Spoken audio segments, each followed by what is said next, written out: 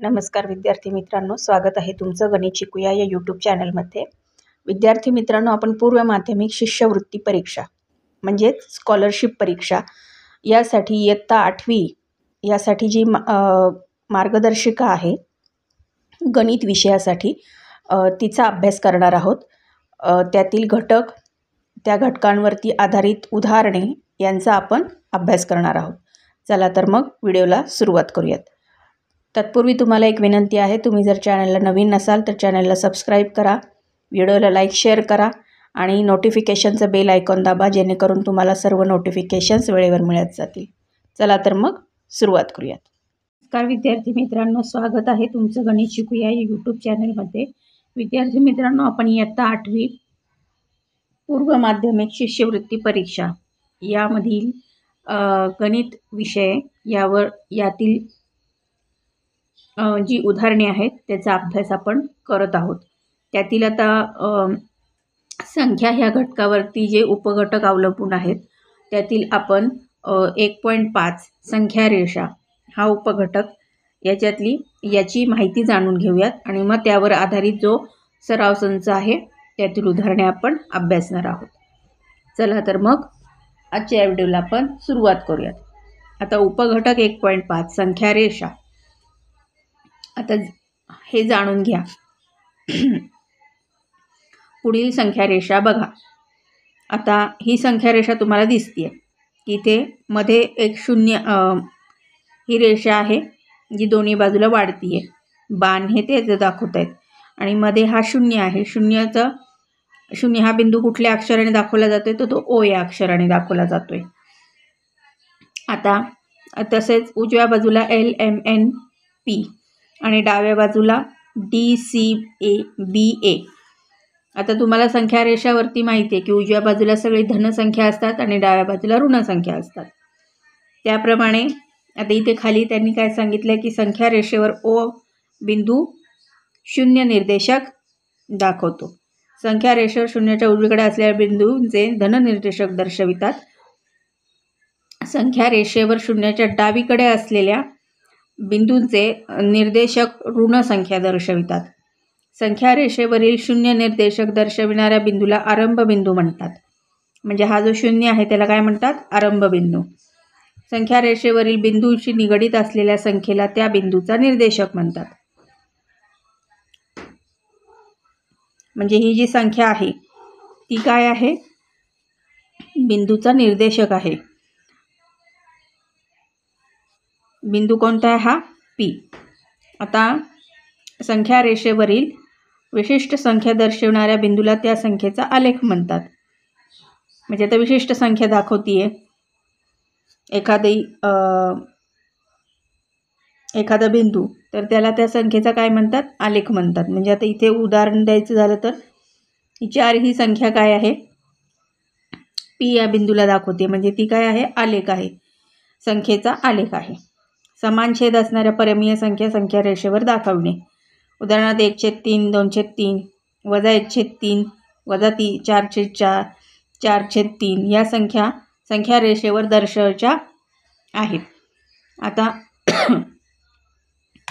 संख्या रेषेवर O पासून बिंदू A व B बिंदू एकक अंतरावरती घ्या।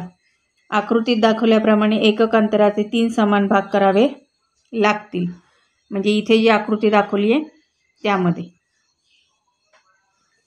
हा तुम्हाला O बिंदू दिसतोय, त्याच्या उजव्या बाजूला PQAEFG आणि RSBMCD म्हणजे एका बिंदूचे काय केलेले? 3 समान भाग केलेले आहेत। त्याचप्रमाणे AG व BD या रेषाखंडाचे, म्हणजे हा AG आणि इथे BD या रेषाखंडाचे 3 समान भाग करावे लागतील। म्हणजे बिंदू P बिंदू 1/3 इथे दाखवल्याप्रमाणे, Q बिंदू 2/3 इथे दाखवल्याप्रमाणे, R बिंदू 1/3, M बिंदू -4/3 या परिमेय संख्या दर्शवतात। तसेच प्रत्येक एकक अंतराचे 4 समान भाग केल्यास छेद 4 असणाऱ्या परमीय संख्या दर्शविता येतात. आता परिमेय संख्यांमधील क्रमसंबंध म्हणजे लहान मोठेपणा आपण कसा ठरवू शकतो, तर संख्या रेषेवरील कोणत्याही दोन बिंदू संख्यांपैकी डावीकडील संख्या लहान आणि उजवीकडील संख्या मोठी असते हे तुम्हाला माहीत आहे. कोणतीही ऋण संख्या ही शून्याच्या डावीकडे असते, म्हणून कोणतीही ऋण संख्या व शून्य कोणत्याही धनसंख्येपेक्षा लहान असते हे तुम्हाला माहीत आहे. प्रत्येक परिमेय संख्या संख्या रेषेवरील एकमेव बिंदूने दर्शविली जाते. अर्थात प्रत्येक परिमेय संख्येसाठी निगडित संख्या रेषेवर एक आणि एकच बिंदू असतो. म्हणजे एकच बिंदू ही परिमेय संख्या दर्शवते, दोन बिंदू एकच परिमेय संख्या दर्शवत नाही. म्हणजे इथे बघा, थोडक्यात